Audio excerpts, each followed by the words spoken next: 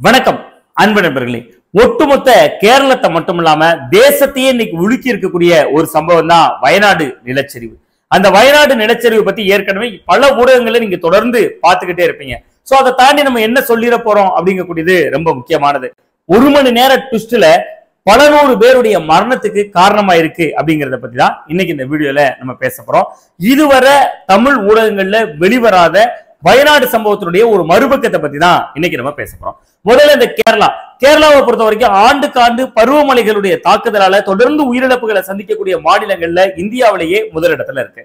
கடந்த ஆண்டு பாத்தீங்கன்னா இடுக்கியில ஒரு மிகப்பெரிய அளவுக்கு நிலச்சரிவு, அதுல ஒரு துயரம். அதுக்கு முந்தைய ஆண்டும் அதே இடுக்கி மாவட்டத்துல ஒரு நிலச்சரிவு, பெரிய துயரம். அந்த இரண்டு துயரங்களுக்கு சேர்த்தே சற்றேறக்குறைய ஒரு 150 பேர் வரைக்கும் உயிரிழந்திருந்தாங்க. ஆனா இந்த முறை ஏற்பட்டிருக்கக்கூடிய நிலச்சரிவுங்கிறது இடுக்கில இல்ல, வயநாடு பகுதியில. அந்த வயநாடு பகுதியில் ஏற்பட்டிருக்கக்கூடிய அந்த நிலச்சரிவுல இப்ப நமக்கு கிடைத்திருக்கக்கூடிய தரவுகளுடைய அடிப்படையிலேயே உயிரிழந்தவர்கள் எண்ணிக்கை 125 தாண்டி போய்கிட்டு இருக்கு. அப்படின்னா இந்த சம்பவத்துக்கான காரணம் என்ன, பின்னணி என்ன? கேரளாவை பொறுத்த வரைக்கும் பருவமழை தொடர்ந்து பெய்துகிட்டே இருக்கு. இப்படி பெய்துகிட்டே இருக்கக்கூடிய இடத்துல ரொம்ப ரொம்ப முக்கியமான ஒரு விஷயத்தை தான் இந்த வீடியோல நம்ம பேச போறோம். சூரல் மலை அப்படின்னு சொல்லக்கூடிய பகுதிகளில் தான் இப்ப தொடர்ந்து கட்டுக்கட்டா பிணங்கள், மனித குவியல்களா எடுத்துட்டு வரக்கூடிய காட்சிகளை நம்ம எல்லாம் பார்த்தோம். அந்த சூரல் மலை பகுதி மலைப்பகுதியே கிடையாது. அந்த ஊரினுடைய பெயர்ல வேணா மலை அப்படிங்கிறது இருக்கலாம். ஆனா அந்த சூரல் மலைங்கிற பகுதி ஒரு சமவெளியான பகுதி தான். அந்த ஊருக்கு மையமா ஒரு ஆறு ஓடிக்கிட்டு இருக்கு. அந்த ஆறினுடைய பெயர் இருவெண்ணிபுலா ஆறு. அப்படின்னா ஏன் இவ்வளவு பெரிய துயர சம்பவம்? பெரிய அளவுல மலைப்பாங்கு இல்ல. அந்த மலைப்பாங்கு இல்லாத ஒரு பகுதியில எப்படி நிலச்சரிவு ஏற்பட்டுச்சு அப்படிங்கிறது ரொம்ப முக்கியமானது. பொதுவா எல்லா மலையிலையும் நிலச்சரிவு ஏற்படுமா அப்படின்னு கேட்டீங்கன்னா, எந்த மலைப்பாங்கான ஊர்கள்ல, எந்த மலைப்பாங்கான பகுதிகளில் நீரூற்றுகள் அதிகமா இருக்கோ அந்த இடங்கள்ல நிலச்சரிவு ஏற்படுறதுக்கான ஆபத்து அதிகமா இருக்கு அப்படிங்கிறதா கேரளத்தில் இருக்கக்கூடிய அறிவியலாளர்கள் தொடர்ந்து முன்வைக்கக்கூடிய ஒன்று. அந்த வகையில இடுக்கி மட்டும்தான் கேரளத்தில் அடிக்கடி நிலச்சரிவு ஏற்படுறதுக்கான அபாயம் இருக்கக்கூடிய மாவட்டமா இருந்துச்சு, பகுதியா இருந்துச்சு. வயநாடை பொறுத்தவரை கேரளத்திலேயே முழுக்க மழை வளங்கள் சூழ்ந்த பகுதியா இருந்தாலும் கூட வயநாட்டில் இதற்கு முன்பு பெரிய அளவுல நிலச்சரிவுகள் ரிப்போர்ட் ஆனது இல்லை. அதே நேரத்துல முண்டக்கை அப்படின்னு சொல்லக்கூடிய பகுதி, அந்த பகுதியில தான் இன்னைக்கு இந்த நிலச்சரிவு ஏற்பட்டுச்சு. அந்த முண்டக்கை அப்படின்னு சொல்லக்கூடிய பகுதி தான் ரொம்ப ரொம்ப முக்கியமானது. அதை விட இப்ப அதிகமான பாதிப்பை சந்திச்சிருக்க சூரல் மலைப்பகுதி இல்ல. அதுதான் நம்ம மீண்டும் மீண்டும் சொல்ல வரும்போது அங்க இருவெண்ணிபுலா ஆறு மட்டும்தான் ஓடுது. அந்த முண்டக்கை பகுதியில கடுமையான மழை. அங்க மட்டும் இல்ல, கேரளத்துல கடந்த சில 4-5 நாட்களா தொடர்ச்சியா வட கேரளத்துல மழை பெய்துட்டு இருக்கு. அதுல ரொம்ப குறிப்பா கேரளத்துல கோழிக்கோடா இருக்கலாம், வயநாடா இருக்கலாம், பல ஊர்கள்ல தொடர்ந்து பள்ளிகளுக்கும் கல்லூரிகளுக்கும் விடுமுறையும் நடந்துட்டு இருந்துச்சு. இப்படியான காலகட்டத்தில் இந்த முண்டக்கை பகுதியில மழை பெய்ய போது, கடினமான மழை பெய்யும் சொல்லி தொடர்ந்து அரசாங்கம் அந்த பகுதி மக்களுக்கு எச்சரிக்கை அலர்ட் கொடுத்திருந்ததா நான் சொல்லல, இன்னைக்கு கேரளா முதல்வர் பினராயி விஜயனே சொல்லியிருக்காரு.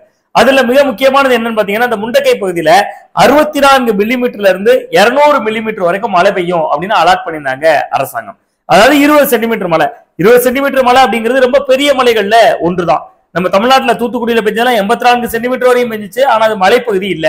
ஆனா மலைப்பகுதிகளில் இவ்வளவு பெரிய மழை பெய்யும் போது பொதுவாக நிலச்சரிவு ஏற்படுறதுக்கான அபாயம் இருக்கு அப்படிங்கிறதுனால அரசு அந்த பகுதி மக்களை ஊரை விட்டு வெளியேறதுக்கும், அதே நேரத்துல ஒரு முகாம்கள் அமைத்து அந்த முகாம்கள்ல தங்குவாங்க அப்படின்னு ஏற்கனவே அறிவிச்சிருந்தாங்க. அதை தொடர்ந்துதான் இன்னைக்கும் நம்மளால போய் ரீச் பண்ண முடியாத பகுதியா இன்னைக்கு இருக்கக்கூடிய முண்டக்கை பகுதியில பெரும்பான்மையான மக்கள் இல்ல. அவங்க ஏற்கனவே முகாம்கள்ல தங்க வைக்கப்பட்டிருந்தாங்க, அல்லது வேறு ஊர்களுக்கு, உறவினர்கள் இல்லங்களுக்கு அங்க கனமழை பெய்யும் அப்படிங்கக்கூடிய ஒரு எச்சரிக்கையை தொடர்ந்து இடம்பெயர்ந்திருந்தாங்க. இதுல மிகப்பெரிய ட்விஸ்ட் என்ன நடந்துச்சுன்னா, அந்த ஒரு மணி நேர ட்விஸ்ட் பத்தி நான் அடுத்ததா சொல்லுவேன். அதற்கு முன்பு இதுல மிகப்பெரிய ஒரு திருப்புமுனை சம்பவம் என்ன நடந்துச்சுன்னா, இங்க 200 மில்லிமீட்டர் வரைக்கும் மழை பெய்யலான்னு எச்சரிக்கை கொடுக்கப்பட்டிருந்த அந்த பகுதியில 500 மில்லிமீட்டர் வரைக்கும், அதாவது 50 சென்டிமீட்டர் வரைக்கும் கனமழை பெஞ்சிருச்சு. இது போதாதா, அந்த மலை பிரதேசம், அந்த மலை பிரதேசத்துல கனமழை பெய்து, அது ஏற்கனவே நீர்வளம் இருக்கக்கூடிய பகுதி, அங்க ஒரு நிலச்சரிவு உருவாயிருது. அந்த நிலச்சரிவினுடைய தாக்கம் என்ன ஆகுதுன்னா 1:30 மணிக்கு நள்ளிரவுல அங்க உருவாகுது. சரி, அந்த முண்டக்கை பகுதியில கொஞ்சம் பேர் பாதிக்கப்பட்டிருக்காங்க, உள்ள இருக்கிறாங்க, எல்லாம் சரிதான். ஆனா அங்க இருந்து 1:30 மணிக்கு ஏற்பட்ட நிலச்சரிவு அங்க இருக்கக்கூடிய மண்களை எல்லாம் திரட்டி கொண்டு நிலத்தை உருட்டி கொண்டே வந்து எங்க போட்டுருது, அங்க இருந்து 6 கிலோமீட்டர் தள்ளி இருக்கக்கூடிய சூரல் மலை பகுதியில ஓடக்கூடிய அந்த இருவெண்ணிபுலா ஆற்றலோட நீர்மட்டத்தை திசை மாற்றி விட்டுருது. அந்த இருவெண்ணிபுலா ஆறுல இரட்டை ஆறா இன்னைக்கு ஓட ஆரம்பிச்சிருச்சு. ஒரு ஆறா இருக்கக்கூடிய, இப்படி கற்பனை பண்ணி பாருங்க, வைகை ஆறு இப்படி ஓடுது ஒரு இடத்துல அப்படின்னா, ஒரு நிலச்சரிவு ஏற்பட்டு மண்ணெல்லாம் உள்ள வந்து குவிக்கிற பொழுது வைகை ஆறு 2 திசைகள்ல ஓடுனா எப்படி இருக்கும்? ஒன்னு ஊரை நோக்கி ஓடிடும், ஒன்னு அதனுடைய நீர்வழி தடத்துல ஓடிடும் அப்படின்னு கற்பனை பண்ணி பாருங்க. இது காவிரிக்கு பொருந்தும், வைகைக்கு பொருந்தும். அப்படிதான் இருவெண்ணிபுலா ஆறுல அது கலந்ததனுடைய மண்ணினுடைய எதிரொலியா, நிலச்சரிவுடைய தாக்கத்தினுடைய எதிரொலியா அங்கிருந்து 6 கிலோமீட்டர் தொலைவில் இருக்கக்கூடிய இருவெண்ணிபுலா ஆறு பகுதியில அப்படி அந்த பகுதியினுடைய சமவெளி பகுதியாக இருக்கக்கூடிய அந்த மிக முக்கியமான அந்த சூரல் மலை, அங்கதான் இன்னைக்கு அதிகாரிகள் முகாமிட்டு இருக்காங்க, எல்லா ஊடகங்களும் இருக்காங்க. அந்த சூரல் மலைக்கும் முண்டக்கைக்கும் இடையில ஒரு இணைப்பு பாலம் இருக்கு.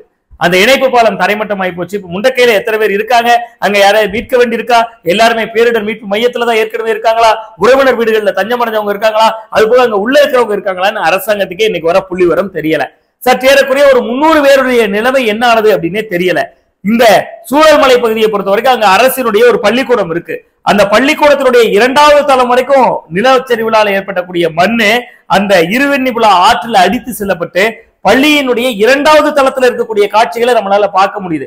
அவ எந்த அளவிற்கு இந்த வீழ்ச்சியினுடைய வேகம் இருந்திருக்கு அப்படிங்கிறதுக்கு இது ஒரு உதாரணம். சரி, அது என்ன 1 மணி நேரம் ட்விஸ்ட்னா, 1:30 மணிக்கு நேற்று நள்ளிரவு, அதாவது இந்த அதிகாலை அப்படின்னு வச்சுக்கலாம், 1:30 மணிக்கு முண்டக்கை பகுதியில இந்த நிலச்சரிவு ஏற்பட்டிருக்கு. 6 கிலோமீட்டரை கடப்பதற்கு சரியா அதுக்கு 1 மணி நேரம் ஆயிருக்கு. 2:30 மணிக்கு முண்டக்கை பகுதியில் மிச்சம் இருந்தவர்கள், அதாவது அந்த ஆபத்துல சிக்காத 1-2 பேர் இங்க பயங்கர பிரச்சனையாகி போச்சு, இங்க இருந்து மீளவே முடியாது, எங்களுக்கு பெரிய பேரிடர் ஏற்பட்டுருச்சு, அவங்களுக்கு தெரியாது இந்த நிலச்சரிவு அப்படியே அடிச்சு கொண்டு போய் நம்மளோட கூடுதல் பாதிப்பை அங்கிருந்து 6 கிலோமீட்டர் தொலைவில் இருக்கக்கூடிய சூழல் மலையில கொண்டு போய் போடணும், அவங்களுக்கு தெரியாது. அப்ப அவங்க என்ன நினைக்கிறாங்கன்னா, சூழல் மலையில இருக்கக்கூடிய மக்களை உதவிக்கு கூப்பிடுறாங்க. சில பேர் கதவை பூட்டிட்டு 2:30 மணிக்கு வெளியில நின்றவர்கள் அங்கிருந்து வந்த அந்த நிலச்சரிவுல அடுத்தவர்களை காப்பாற்ற வேண்டும் என்று நினைத்து வெளியே வந்து கதவை தாளிட்டு கொண்டு, தன்னுடைய வீட்டை கதவை தாளிட்டு கொண்டு நம்ம அப்படியே முண்டக்கைக்கு போலான்னு வந்து பாக்குறப்பதான் தெரியுது, முண்டக்கைக்கும் சூழல் மலைக்கும் இடையில கூடிய இணைப்பு பாலமே அங்க இல்ல.